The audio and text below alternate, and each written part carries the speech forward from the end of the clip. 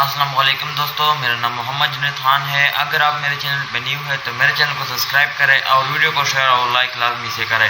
शुक्रिया दोस्तों, ये अजीब कहानी 12 साल पुरानी है। 2010 में एक करोड़पति आदमी फॉरेस्ट फैन ने पहाड़ों में एक खजाना छुपा दिया था।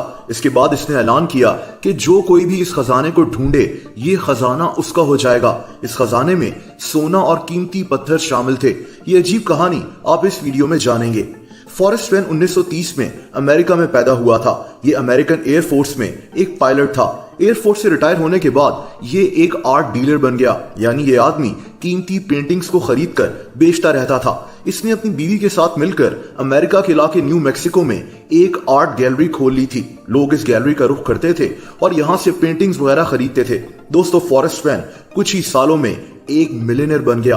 2010 में फॉरेस्ट 80 साल का हो गया था और इसके जहन में एक अजीब आइडिया आया। इसने सोचा कि पहाड़ों में कहीं एक खजाना छुपाया जाए और जो इंसान इस खजाने को ढूंढ ले ये खजाना उसका हो जाएगा।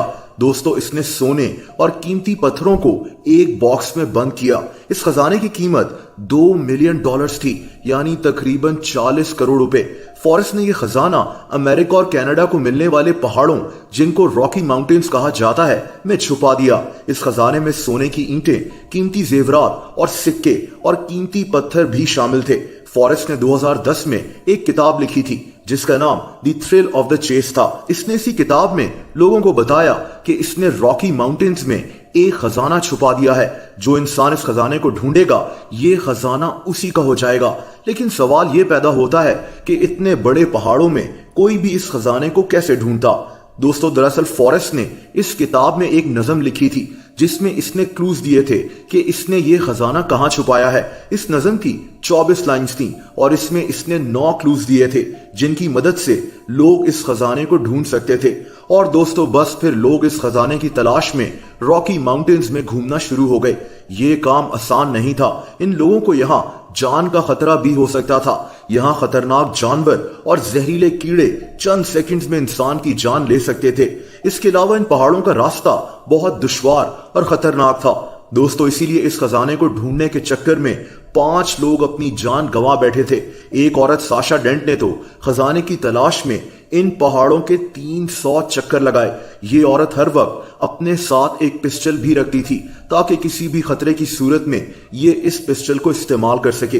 एक और औरत केटिया ल्यूस ने तो इस खजाने को ढूंढने के लिए अपना सब कुछ बेच डाला और ये इन पहाड़ों के साथ ही रहने लगी।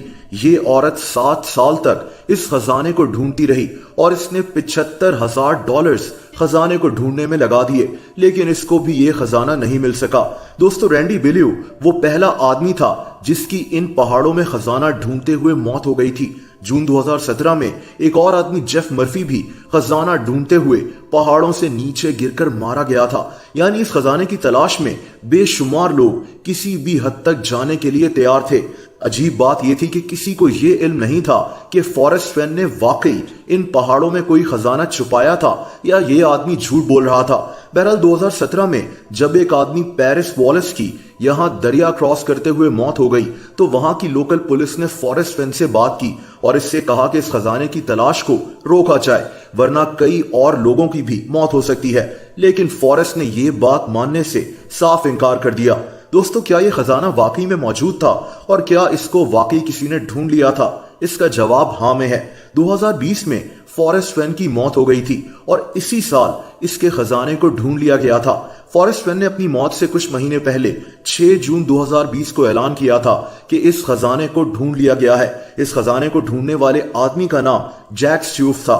इसकी उम्र 32 साल थी। जैसा कि मैंने आपको बताया कि इस खजाने की मालियत 40 करोड़ रुपए यानी $20 लाख के करीब थी और यूं 10 साल से उलझी हुई ये खजाने की पहेली फाइनली सॉल्व हो गई थी।